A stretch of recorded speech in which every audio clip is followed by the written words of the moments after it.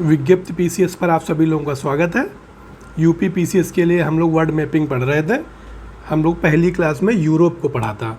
उम्मीद करता हूँ वो क्लास आप लोगों ने देख ली होगी। अगर ना देखे हो तो उस क्लास को देखें, उसके बाद ही दूसरी क्लास पढ़ें। आज हम लोग नदियों के बारे में पढ़ेंगे कि यूरोप में कौन सी नदी कहाँ पे है, कौन सी नदी पे कौन सा शहर बसा हुआ, तो इसके बारे में आज डिटेल से चर्चा करेंगे।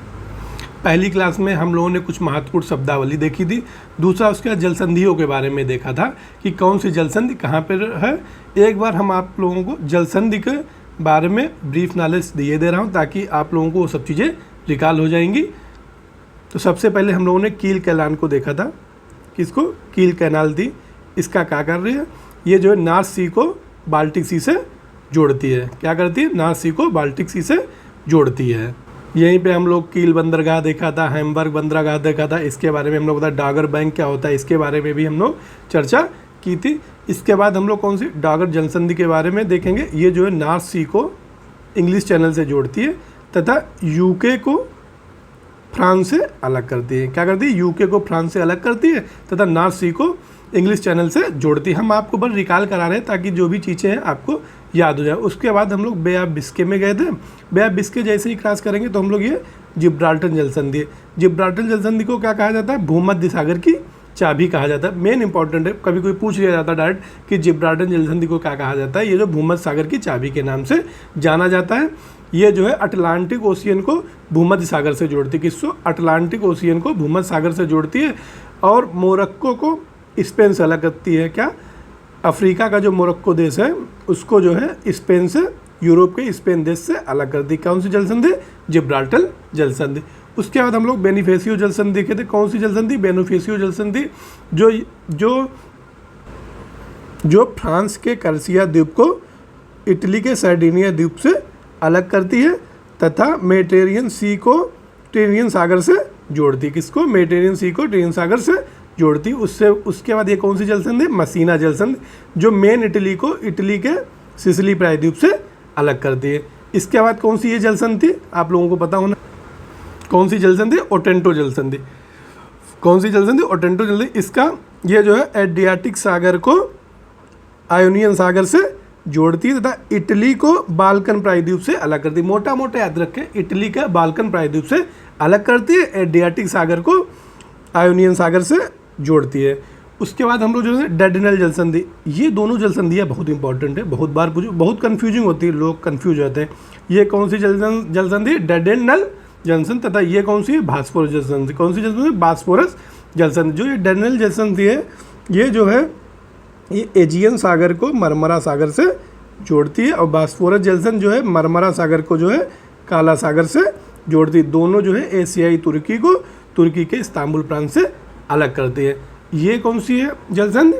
कर्ज जलसंधि। कौन सी जलसंधि? कर्ज जलसंधि जो ब्लैक सी को किसको? एजेव सागर से जोड़ती है तथा यूक्रेन के क्रीमियाई प्रायद्वीप को रसिया से अलग करती है। यही क्रीमियाई प्रायद्वीप के चक्कर में तो झगड़ा हो रहा है रूस और यूक्रेन का, इसीलिए ये जो है ये जो है जलसंधि बहुत ही इंपॉर्टेंट जलसंधि है।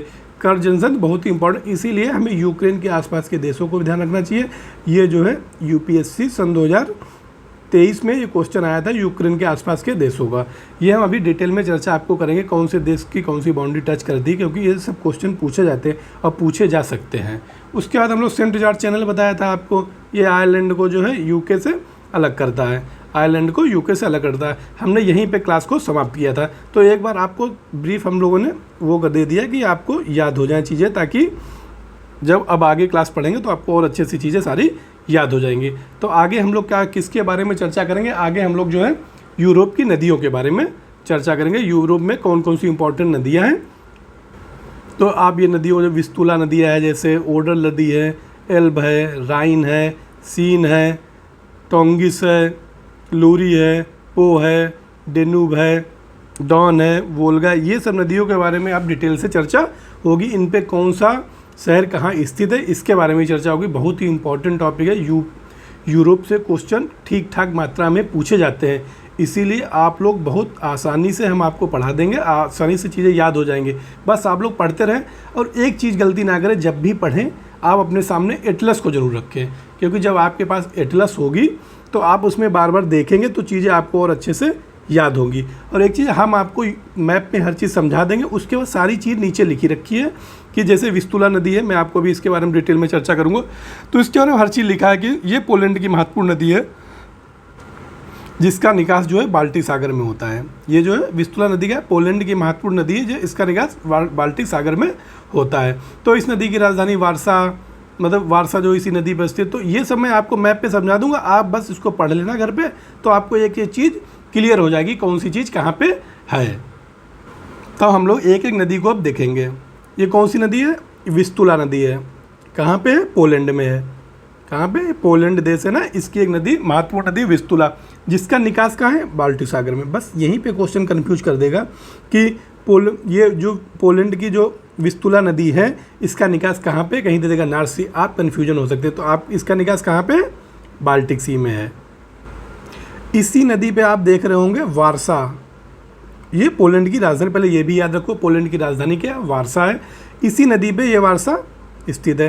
किस नदी पे स्थित है? विस्तुला नदी पर वारसा अवस्थित है, जो सूती वस्त्र उद्योग का महत्वपूर्ण केंद्र है। जो वारसा है ना, ये सूती वस्त्र उद्योग का महत्वपूर्ण केंद्र है। यहाँ पे सूती वस्त्र उद्योग का बहुत ज़्यादा विकास हुआ, लेकिन धीरे धीरे जो राजधानी है ना, धीरे धीरे यहाँ पे अन्य उद्योगों का बहुत ज़्यादा विकास हो गया। तो यहाँ पे जो सूती वस्त्र उद्योग का विकेंद्रीकरण होने से यहीं पे वारसा के पास में लुड्ज, कौन सा? लुड्ज,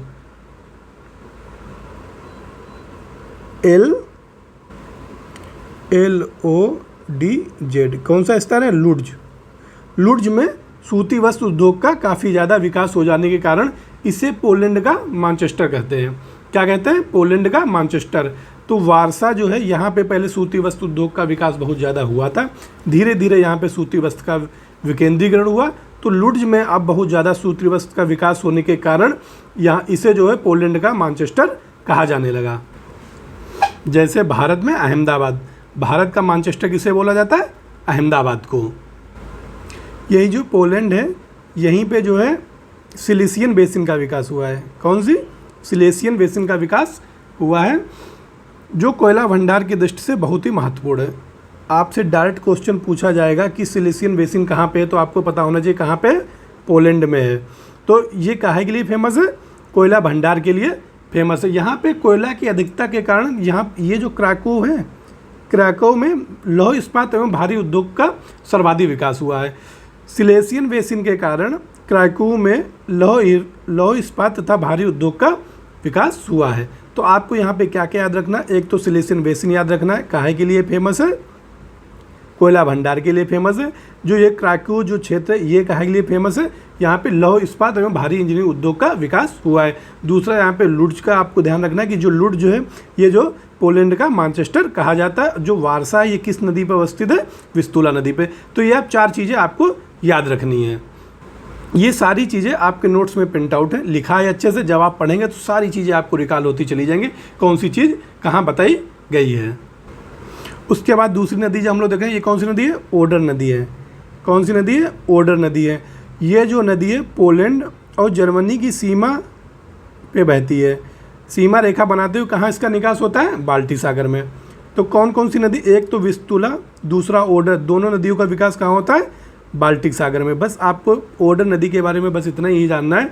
ये नदी जो है जर्मनी और पोलैंड की सीमा बनाती है। पिछले साल यूपीपीसी में क्वेश्चन पूछा जाएगा, क्या था कि मैक्सिको और यूएसए के बीच में कौन सी नदी सीमा बनाती है? तो आपको पता होगा रियो ग्रांडे नदी। कौन सी नदी? रियो ग्रांडे नदी जो है मैक्सिको और यूएसए के बीच में सीमा बनाती है। कहीं आपसे ऐसा ही पूछ सकता है यहाँ पे कि जर्मनी और पोलैंड के बीच में कौन सी नदी सीमा बनाती है? तो आपको पता होना चाहिए कौन सी नदी है? ओडर नदी है। ओडर नदी जो है जर्मनी और पोलैंड के बीच में सीमा रेखा बनाती है और बाल्टिक सी में जिसका निकास होता है। हम लोग दो नदियाँ पढ़ लिया, कौन? विस्तुला, दूसरा ओडर। तीसरी नदी हम लोग देखते हैं कौन सी? एल्ब। एल्ब नदी है जो पूर्वी जर्मनी की एक महत्वपूर्ण नदी है। तो पूर्वी जर्मनी की महत्वपूर्ण नदी है। इसका निकास कहाँ है? आप लोग देख रहे होंगे नॉर्थ सी में है। किसमें? नॉर्थ सी में। आपको बस 3 नदियाँ दे देगा या 4 नदियाँ पूछ लेगा कौन कहाँ किसका निकास है, तो आपको ये पता होना चाहिए कि एल्ब जो नदी है इसका निकास कहाँ है? नॉर्थ सी में है। इसी पे एल्ब नदी पे कौन सा बंदरगाह अवस्थित है? हैम्बर्ग।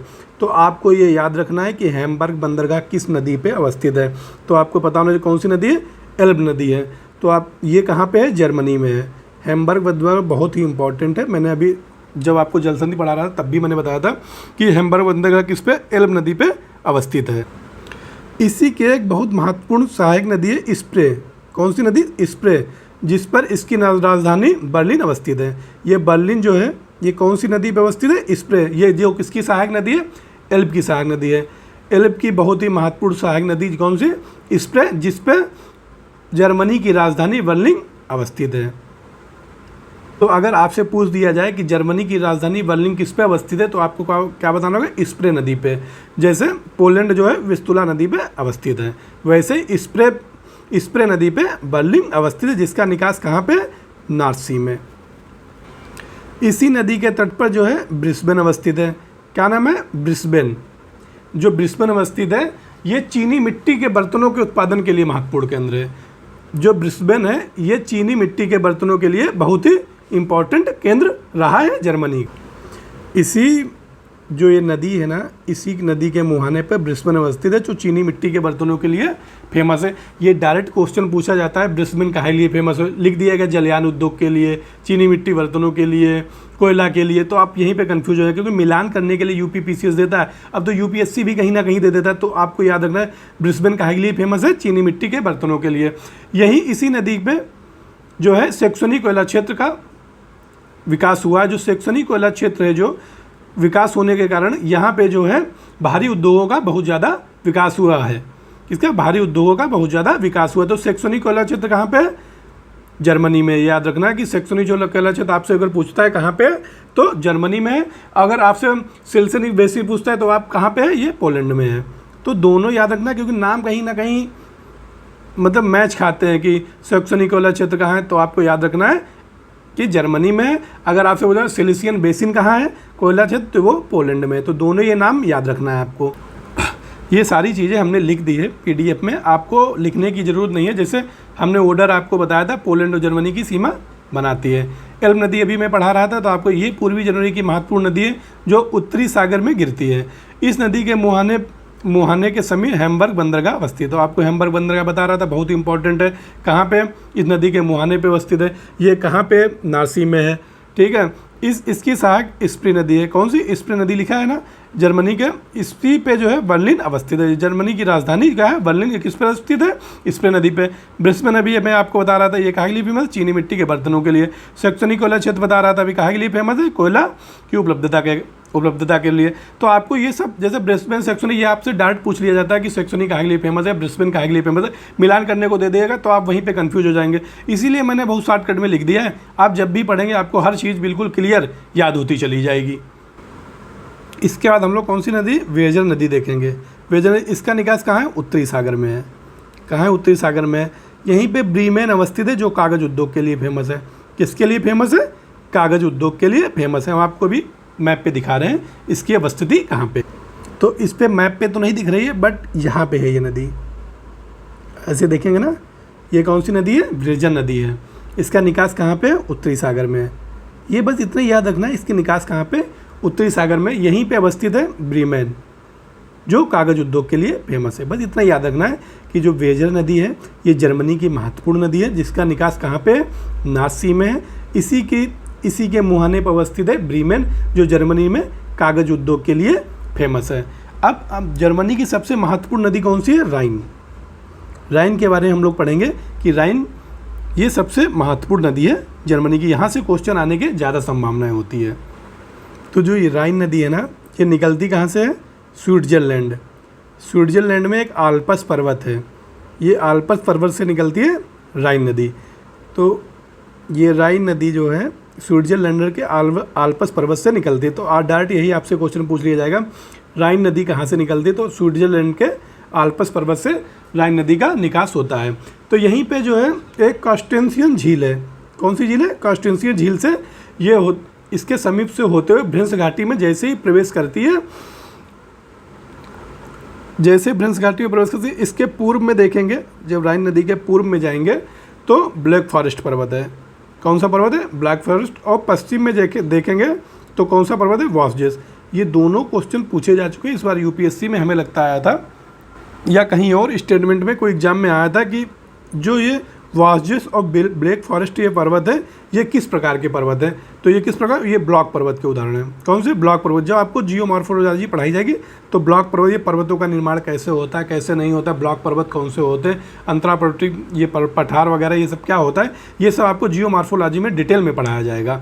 तो अभी बस इतना जान लें, ये जो है क्या वॉस्जेस और ब्लैक फॉरेस्ट जो दोनों पर्वत हैं, ये जो ब्लॉक पर्वत के उदाहरण हैं। तो यही इन्हीं के बीच से ये होते हुए ब्लॉक पर्वत के उदाहरण हैं, इन्हीं के बीच से ये होते हुए जो है नास सी में गिरती है। कहाँ गिरती है? नास सी में। कौन सी नदी?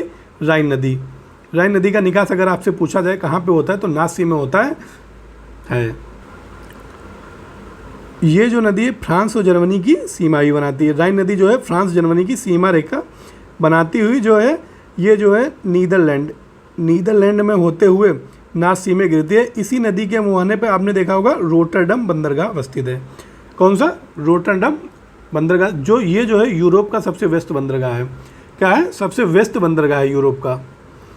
अगर आपसे पूछा जाता है रोटरडम किस नदी के मुहाने पर अवस्थित है तो आपको बताना है राइन नदी के मुहाने पर अवस्थित है। अगर ये पूछा जाता है ये कौन से देश में है तो आपको बताना है नीदरलैंड में है। और ये जो बंदरगाह है सबसे ज़्यादा यूरोप का सबसे व्यस्त बंदरगाह है। वही राइन नदी विश्व की सबसे व्यस्त अंतःस्थलीय जलमार्ग है। जो ये राइन नदी है ना, विश्व के सबसे व्यस्त अंतःस्थलीय जलमार्ग के लिए जानी जाती है। तो ये दोनों आपको स्टेटमेंट याद रखने हैं कि रोटरडम बंदरगाह कहाँ पे है तो आपको नीदरलैंड में है। ये यूरोप का सबसे व्यस्त बंदरगाह है। दूसरा, जो राइन नदी है ना, ये विश्व की सबसे व्यस्त अंतःस्थलीय जलमार्ग के लिए फेमस है। राइन नदी के, ये रूर नदी है जो राइन नदी की सहायक नदी है। कौन सी? राइन नदी की सहायक नदी रूर नदी। ये कोयला भंडार की दृष्टि से उत्तर पश्चिम यूरोप का सर्वाधिक महत्वपूर्ण क्षेत्र है। जो ये रूर नदी बेसिन जो है, इसका बेसिन जो है कोयला भंडार के लिए बहुत ज़्यादा फेमस है। यहाँ कोयले की उपलब्धता के कारण एसेन, ये जो स्थान है ना, यहाँ पे एसेन में लौह इस्पात उद्योग का सर्वाधिक विकास होता है। जहाँ पे कोयला वगैरह ज़्यादा होता है वहाँ पे लौह इस्पात उद्योग का वैसे ही विकास होता है। इसीलिए जो इसकी सहायक ये रूर नदी है ना, ये कोयला यहाँ पे बहुत ज़्यादा मात्रा में पाया जाता है। इसीलिए जो एसेन है ना, ये क्षेत्र एसेन में लौह इस्पात उद्योग का बहुत ज़्यादा विकास हुआ है। ये जो रूर नदी की तुलना हम अपने यहाँ दामोदर नदी से करते हैं जो छत्तीसगढ़ पठार में है। तो दामोदर नदी एक तरीके की रूर नदी की तरह है, क्योंकि दामोदर नदी में भी कोयले का बहुत ज़्यादा विकास हुआ है। इसीलिए वहाँ पे जो है आसपास के क्षेत्रों में लौह इस्पात उद्योगों का काफ़ी विकास हुआ है। इसी तरीके से जर्मनी में जो रूर नदी है ना, ये भी कोयला उपलब्धता के कारण एसेन में लौह इस्पात उद्योग का सबसे ज़्यादा विकास हुआ है। ये फ्रैंकफर्ट बंदरगाह है। कौन सा? फ्रैंकफर्ट, जो सबसे व्यस्त नदी बंदरगाह है। जर्मनी का सबसे व्यस्त नदी बंदरगाह कौन सा है? फ्रैंकफर्ट। और जो ये यहाँ पास पे जाएंगे, आसपास देखेंगे ना, यहाँ पे ये स्टुटगार्ट, ये ऑटोमोबाइल केंद्र है। ये आपसे डायरेक्ट पूछा जाता है फ्रैंकफर्ट काहे के लिए फेमस है या स्टुटगार्ट काहे फेमस है। तो जो स्टुटगार्ट है ना, ये ऑटोमोबाइल केंद्र के लिए प्रसिद्ध है। और फ्रैंकफर्ट किसके लिए फेमस है? ये एक सबसे नदी बंदरगाह है। आपसे पूछ लिया जाएगा फ्रैंकफर्ट क्यों फेमस है, नदी बंदरगाह है या ऑटोमोबाइल केंद्र के लिए फेमस है या लौह इस्पात उद्योग हैं, तो आपको पता है ये फ्रैंकफर्ट है, ये नदी बंदरगाह है। जो ये एसन, जो स्टुटगार्ट है, ये ऑटोमोबाइल केंद्र है। आपको ये दोनों चीज़ें याद रखनी है। एसन जो है ये लौह इस्पात उद्योग के लिए फेमस है। रूर नदी बेसिन काहे के लिए फेमस है? कोयला की उपलब्धता के कारण रूर नदी बेसिन काफ़ी ज़्यादा फेमस है। तो रूर को आपको याद रखना, ये बहुत बार क्वेश्चन में पूछा गया है। पहले यही पूछ लिया जाएगा रूर नदी कहाँ पे है, तो आपको ये पता होना चाहिए जर्मनी में। अगर पूछ लिया जाता है रूर किसकी सहायक नदी है, तो आपको ये पता होना चाहिए राइन नदी की सहायक नदी है। इसी क्षेत्र में जो है एक सार क्षेत्र है। ये पिछली बार यूपीपीसीएस में आया हुआ क्वेश्चन है कि सार क्षेत्र काहे के लिए फेमस है। तो काहे के लिए फेमस है? बिटुमिनस कोयला के लिए फेमस है। सन 2015-16 में एक यहाँ पे क्वेश्चन उठाया गया था, लुडविंस नहर कहाँ पे? जो लुडविंस नहर है, ये डेन्यूब नदी निकलती है ना, इसी के पास में लुडविंस नहर है। तो लुडविंस, आपको ये याद रखना लुडविंस नहर कहाँ पे? तो आपको याद रखना जर्मनी में। कहाँ पे? जर्मनी में है। आप लोग ये मत सोचना कि हम लिखें, आप लिखने की ज़रूरत नहीं है, सब नीचे PDF में लिखा है। बस जब वीडियो देखें PDF सामने रख के पढ़ते रहें, आपको चीज़ें याद हो जाएंगी। सबसे बड़ी बात है एटलस जरूर रखें, क्योंकि एटलस जो भी मैं जैसे फ्रैंकफर्ट बोला, एटलस में तुरंत आप हाईलाइट करें। मैंने आप को बोला स्टुटगार्ट कहाँ पे, तुरंत आपको हाईलाइट करें कि स्टुटगार्ट यहाँ पे है। और जब आप नीचे पढ़ेंगे तो हर चीज़ आपको याद हो जाएगी। जैसे राइन नदी बोला तो राइन नदी को हाईलाइट करें, रूर नदी को हाईलाइट करें, विस्तुला नदी को हाईलाइट करें, ओडर नदी को हाईलाइट करें, वेजर नदी को हाईलाइट करें, एल्म नदी को हाईलाइट। जितनी मैंने नदियाँ बताई है आपको हर चीज़ एक एक चीज़ आपको हाईलाइट करनी है, ताकि जब भी आप दोबारा पढ़ेंगे एक बार हाईलाइट कर लें क्लास के साथ, दोबारा आप अपने आप पढ़ें, तिबारा में एक बार क्लास देखें, फिर तो आपको एक एक चीज़ डाउट आपका बिल्कुल क्लियर हो जाएगा। एक भी क्वेश्चन जब आपके सामने आएगा तो छूटेगा नहीं। तो आपको ये चीज़ें याद रखनी है कि लुडविंस नहर कहाँ पे है, तो आपको याद रखना है जर्मनी में किस नदी से इसकी जुड़ी हुई है, तो ये आपको डेन्यूब नदी से जुड़ी हुई है। डेन्यूब नदी की चर्चा डिटेल में की जाएगी आगे। सार क्षेत्र कहाँ पे है, तो बिटुमिनस कोयला भंडार का एक प्रसिद्ध क्षेत्र है, कहाँ पे है, जर्मनी में है, तो सार क्षेत्र के बारे में याद रखना है। रूर नदी के बारे में याद रखना है, एसन के बारे में रखना है, रोटरडम के बारे में याद रखना है, ये फ्रैंकफर्ट के बारे में याद रखना है। तो आपको ये सब सारी चीज़ें याद रखनी है। राइन नदी तथा रूर नदी की इतनी ही चीज़ें थी जो मैंने आपको डिटेल में चर्चा कर दी। ये लिखा भी है देखो राइन नदी, और बहुत बाकायदा चित्र मैंने बना दिया ताकि आपको चीज़ें याद आ जाएगा। लेक कॉन्स्टेंसनी होते हुए गुजरती है, ये पूर्व वाला है, ये पश्चिम वाला हमने थोड़ा गलत लिख दिया, इसीलिए आपको ये मैंने बना दिया इसी पे। ये वॉर्जेस पर्वत है, ये ब्लैक फॉरेस्ट पर्वत है, ये राइन नदी है, ये आल्पस पर्वत है, ये रूर नदी है, ये एसन इस पे किनारे बसा है। तो आपको सब मैंने बता दी, इसमें लिखा भी है हर चीज़। मैंने जो भी बताई वो सारी चीज़ें इसमें लिखी हैं, आपको देखने की कहीं लिखने की ज़रूरत नहीं है। इसीलिए आप लोग मैप देखते रहें, उसके बाद इसको पढ़ लें। जैसे फ्रैंकफर्ट सबसे नदी, वेस्ट बंदरगाह ऑटोमोबाइल केंद्र के लिए, लुडविंस नहर डेन्यूब नदी से जुड़ी हुई है, सार क्षेत्र बिटुमिनस कोयला क्षेत्र, ये मैंने इसलिए भी सारी चीज़ बताई। ये क्वेश्चन आए हुए हैं, कहीं आपको मिलान करने के लिए दे देगा तो आपको चीज़ें सारी याद हो जाएंगी। इसके बाद हम लोग देखेंगे कौन सी नदी, स्कैंडल नदी। इसमें शायद इसमें नहीं है, लेकिन मैं आपको बता दे रहा हूँ, ये है, ये बेल्जियम की एक महत्वपूर्ण नदी है। स्कैंडल नदी कहाँ पे है, बेल्जियम में है, ये बेल्जियम की महत्वपूर्ण नदी है। इसका निकास कहाँ पे है, नासी में है। तो आपको याद रखना जो स्कैंडल नदी है यहाँ, इसका निकास कहाँ पे, नासी में। कहाँ पे अवस्थित है, बेल्जियम की महत्वपूर्ण नदी है। यहाँ पे एक एंटवर्प बंदरगाह है। कौन सा बंदरगाह है, एंटवर्प। आपको कौन सा बंदरगाह है,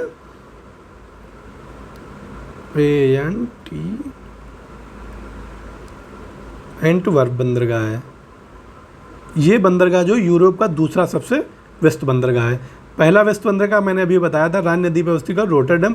तो दूसरा बंदरगाह सबसे जर्मन मतलब यूरोप का सबसे दूसरा व्यस्त बंदरगाह कौन सा, एंटवर्प। यह बंदरगाह काहे के लिए फेमस है, ये जो है हीरा काटने तथा पालिश करने के लिए सबसे प्राचीनतम केंद्र है। ये जो बंदरगाह है, हीरा यहाँ पे बहुत ज़्यादा हीरा की कटाई तथा पॉलिश की जाती है। तो आपको ये एंटवर्प, इसीलिए मैंने स्कैंडल नदी को पढ़ा है। नदी इतनी इंपॉर्टेंट नहीं है, लेकिन एंटवर्प बंदरगाह बहुत ज़्यादा इंपॉर्टेंट है।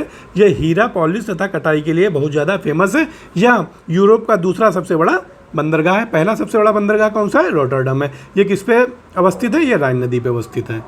तो इसके बारे में हमें इतना ही याद रखना है।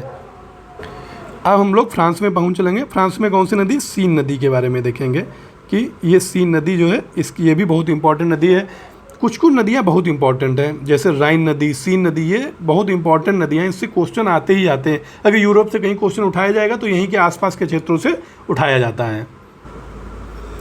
हम लोग सीन नदी के बारे में देखेंगे। इस नदी का निकास कहाँ पे है, इंग्लिश चैनल में है। कहाँ पे है, इंग्लिश। पहले ये याद रखना है कि सीन नदी कहाँ पे है, फ्रांस में है। इस नदी का निकास कहाँ पे है, इंग्लिश चैनल पे है। इस नदी के मुहाने पे ये ली हावरे बंदरगाह अवस्थित है। ली हावरे बंदरगाह अवस्थित है। कहाँ पे अवस्थित है, ये सीन नदी के मुहाने पर। फिर और ये है कहाँ पे, इंग्लिश चैनल के पास में। ली हावरे, ये जो है बंदरगाह पूछ लिया जाता है कि किस नदी के किनारे अवस्थित, तो आपको पता होना चाहिए सीन नदी के किनारे अवस्थित है। इसी नदी पे फ्रांस की राजधानी क्या है, पेरिस की अवस्थित है। जो पेरिस जो है सौंदर्य सिटी के नाम से जाना जाता है। पेरिस किस नाम से जाना जाता है, सौंदर्य सिटी के नाम से जाना जाता है। यहीं पर ज़्यादातर फ्रांस के उद्योगों का विकास हुआ है। कहाँ पे, पेरिस में हुआ है।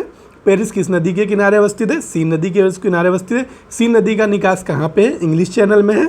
इसी पे ली हावरे बंदरगाह अवस्थित है। बस सीन नदी के बारे में हमें इतना ही जानना है।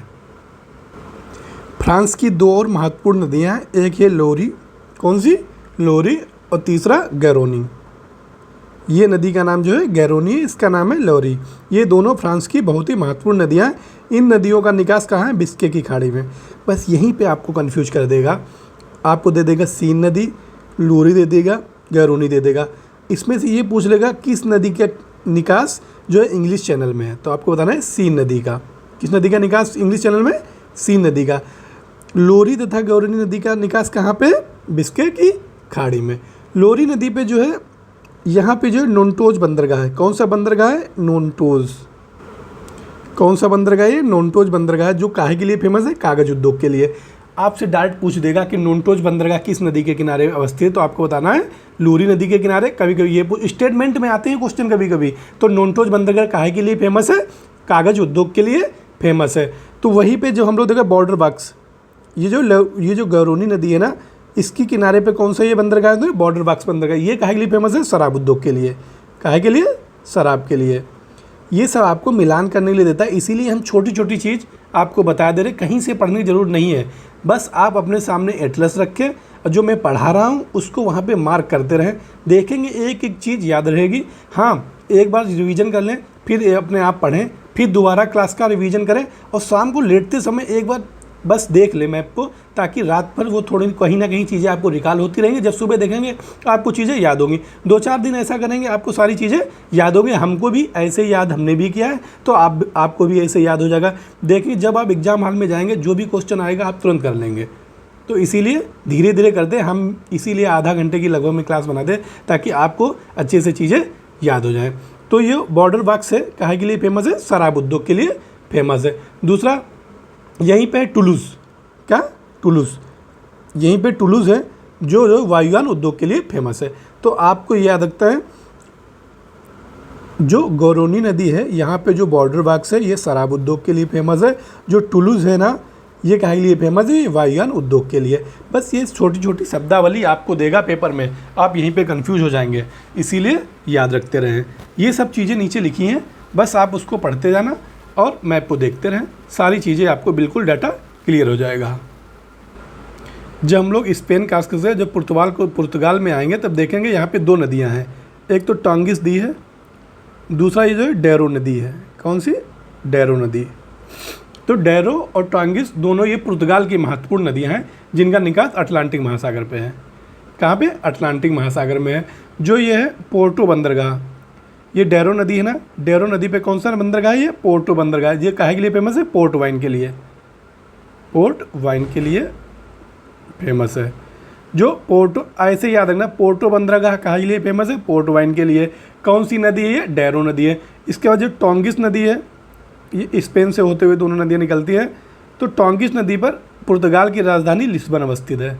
कौन सी? पुर्तगाल की राजधानी लिस्बन। किस नदी पे अवस्थित है? तो आपको बताएं टोंगिस नदी पे, क्योंकि राजधानियाँ लगाने को भी आ जाती हैं। आपसे भी पूछ देगा लिस्बन जो है कहाँ पे है, कौन सी नदी पे अवस्थित है, तो आपको बता देगा टोंगिस नदी। टोंगिस नदी पे पुर्तगाल की राजधानी लिस्बन अवस्थित। तो डैरो और टोंगिस 2 पुर्तगाल की दोनों महत्वपूर्ण नदियाँ हैं। दोनों नदियों का निकास कहाँ पे? अटलांटिक महासागर पे है।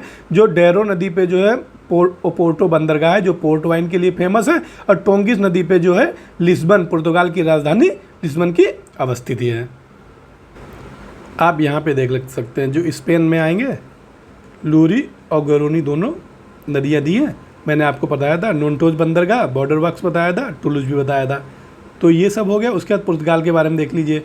मैंने डैरो और टोंगिस नदियाँ आपको बताया, बाकायदा मैंने खुद फिगर अपने नोट्स में बना दिया है, ताकि जब भी आप पढ़ें और अपने एटलस में देखेंगे, तुरंत आपको डाटा सारा क्लियर हो जाएगा। तो पोर्टो बंदरगाह है, जो पोर्ट वाइन के लिए फेमस है। लिस्बन पुर्तगाल की जो राजधानी है, ये टोंगिस नदी पर अवस्थित है। दोनों ये कहाँ पे है? अटलांटिक महासागर में है। अब जब हम स्पेन में एंट्री करेंगे, तो यहाँ पे ग्वादलक्विवर एक नदी, बहुत ही इंपॉर्टेंट नदी है। कौन सी नदी है? ग्वादलक्विवर नदी। कौन सी नदी है? ग्वादलक्विवर। हम लोग मैप में देख लेते हैं कहाँ पे। ये जो है, ये नदी, ये है कौन सी नदी है? ग्वादलक्विवर नदी, जिसका निकास कहाँ पे है? कैडीज की खाड़ी में। ये कैडीज की खाड़ी में। आपसे अगर पूछ लेगा कभी कभी कि कैडीज की खाड़ी कहाँ पे है, तो कहाँ पे? अटलांटिक महासागर में है। कौन से देश के पास है? तो आपको ये याद रखना है, कौन से देश से? स्पेन देश के पास है कैडीज की खाड़ी। कैडीज की खाड़ी में कौन सी नदी निकलती है, गिरती है? तो कौन सी ये नदी है? ग्वादलक्विवर नदी है। यहीं पे जो है एक कैडीज बंदरगाह है। कौन सा? कैडीज बंदरगाह। तो काहे के लिए फेमस है? कार्क के निर्यात के लिए। आपसे पूछ लेगा, बहुत इंपॉर्टेंट शब्दावलियाँ हैं। जो कैडीज बंदरगाह है जो किसके लिए फेमस है? कार्क के निर्यात के लिए फेमस है। जबकि सिबली, यहीं पे आप देखेंगे सिबली है जो यूरोप का बहुत ही गर्म स्थान है। यूरोप का सबसे गर्म स्थान अगर पूछा जाता है कौन सा है? सिबली।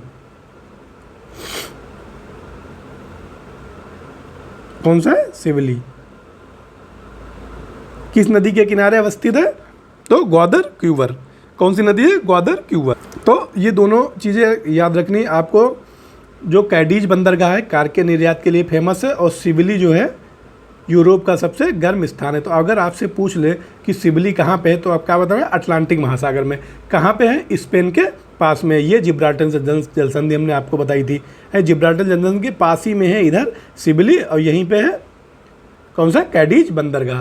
तो ये नदी कौन सी है? ग्वादर क्यूवर। कहाँ की? स्पेन की महत्वपूर्ण नदी। इसका निकास कहाँ पे है? कैडीज की खाड़ी में।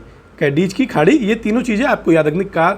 जो सिबली है इसको याद रखना है, दूसरा कैडीज बंदरगाह याद रखना है, तीसरा कैडीज की खाड़ी याद रखना है, और कौन सी नदी है? ग्वादर क्यूवर नदी है। तो आज हम लोग इतनी नदियाँ रखते हैं, नहीं तो बहुत ज़्यादा हो जाएगा, आप लोगों को फिर चीज़ें याद नहीं रहेंगी। मैं आपको एक बार उन नदियों का ब्रीफ में रिवीजन करा दे रहा हूँ ताकि हर चीज़ आपको याद बनी रहे। जब हम लोग पोलैंड पहुँचेंगे तो कौन सी नदी? विस्तुला नदी है। विस्तुला नदी पे ही वारसा अवस्थित है। विस्तुला नदी के आगे बढ़ेंगे, ये ओडर नदी है। कौन सी ओडर नदी है? जो जर्मनी और पोलैंड की सीमा रेखा बनाती, गिरती कहाँ? बाल्टिक सी में। तो दोनों नदियाँ कहाँ पे गिरती हैं? बाल्टिक सी में गिरती। कौन सी? विस्तुला और ओडर। उसके बाद हम लोग जाएंगे एल्ब नदी पहुँचेंगे। एल्ब नदी का निकास कहाँ है? सबसे पहले याद रखना नॉर्थ सी में है। कहाँ पे? नॉर्थ सी में। यहीं पे एक हैम्बर्ग बंदरगाह अवस्थित है। इसकी सहायक नदी कौन सी है? स्प्रे। स्प्रे पे ही बर्लिंग अवस्थित है। कौन सी? बर्लिंग। आपको याद रखना कि अगर जर्मनी की राजधानी पूछे किस नदी पे अवस्थित है, तो आपको बताना है स्प्रे नदी पे। यहीं पे ब्रिस्बेन था, सेक्सोनी कोयला क्षेत्र था। हम ये दोनों आपसे चर्चा कर चुके हैं। इसके बाद वेजर नदी जब देखेंगे, इसके आगे जाएंगे तो यहाँ पे ब्रेजर नदी है जिसका भी निकास उत्तर का कहाँ पे? नॉर्थ सी में।